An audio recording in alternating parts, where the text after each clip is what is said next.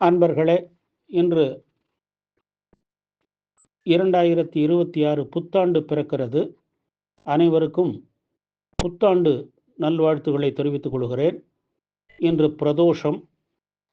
வளர்புறம் என்னும் வளைகுளம் திருநாகேஸ்வர சுவாமி திருக்கோவிலுக்கு இன்று வழிபட செல்வோம்.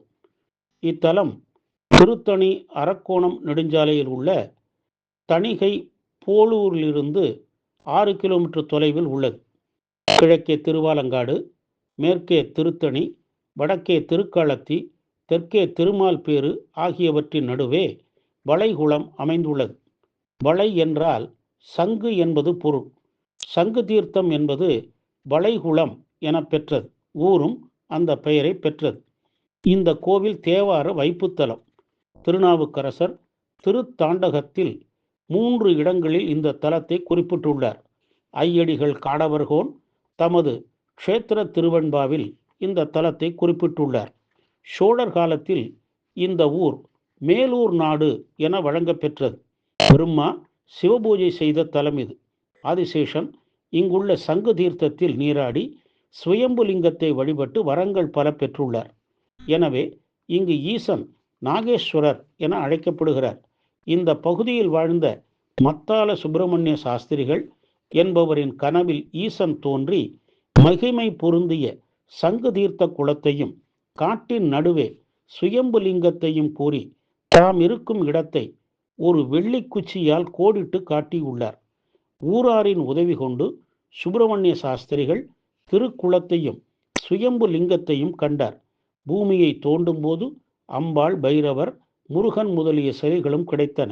உடனே கற்கோயில் எழுப்பி 1930ஆம் ஆண்டு கும்பாபிஷேகம் செய்தார் சாஸ்திரிகள்.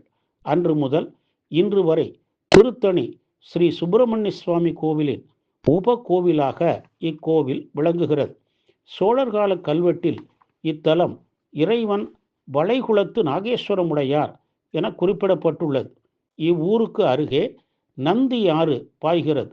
சங்கு தீர்த்த கரையில் 2 சுற்றுகளுடன் ஆலயம் அமைந்துள்ளது. சித்தி விநாயகர் சன்னதி கிழக்கு முகமாக உள்ளது. தென்புறத்தில் 3 நிலை ராஜகோபுரம் உள்ளது. உள்ளே நுழைந்ததும் பலிபீடம், உள்ளே சென்றால் சொர்ணவள்ளி அம்பாள் சன்னதி, எழிலார்ந்து ஜொலிக்கிறாள் தேவி. நந்தி கொடிமரம் கடந்து சென்றால் சூரிய சந்திரர் நவகிரக சன்னதிகள் உள்ளன. ஈசான திசையில் தெற்கு நோக்கிய பைரவர் உள்ளார். 2ஆம் சுற்றில் கோவில் உருவாக காரணமான சுப்பிரமணிய சாஸ்திரிகள், சுப்பா ரெட்டியார் சிலைகள் உள்ளன. நடராஜர் சபை, மகாமண்டபம், இடைமண்டபம், கருவறை அமைப்பில் சுவாமி கருவறை உள்ளது. கருவறையில் சதுர ஆவுடையாரில் சிறிய லிங்க வடிவில் ஸ்ரீ நாகேஸ்வரர் காட்சி தருகிறார். இவர் கீழே ஸ்ரீ மிருத்யுஞ்சய யந்திரம் வைக்கப்பெற்று பூஜிக்கப்படுகிறது. இவரை வணங்கினால் மரண பயம் நீங்கிடும். 63 கணபதி, காசி விஸ்வநாதர், விசாலாட்சி தேவியருடன் சுப்பிரமணியர், கஜலட்சுமி சன்னதிகளும் இங்கு உள்ளன. தேவகோட்டத்தில் தட்சிணாமூர்த்தி, லிங்கோத்பவர், பிரம்மா, துர்க்கை உள்ளனர். சண்டிகேஸ்வரர் சன்னதியும் உள்ளது. தல விருட்சம் வில்வம்.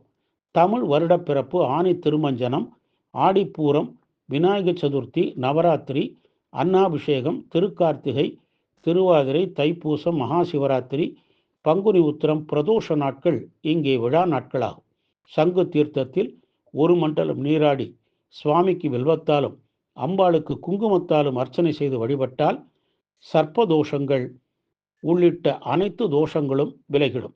நலம் பல அளிக்கும் வளைகுளம் ஸ்ரீ சொர்ணவல்லி சமேத ஸ்ரீ நாகேஸ்வரரை வழிபட்டு நலம் பெற்று உய்வோமாக.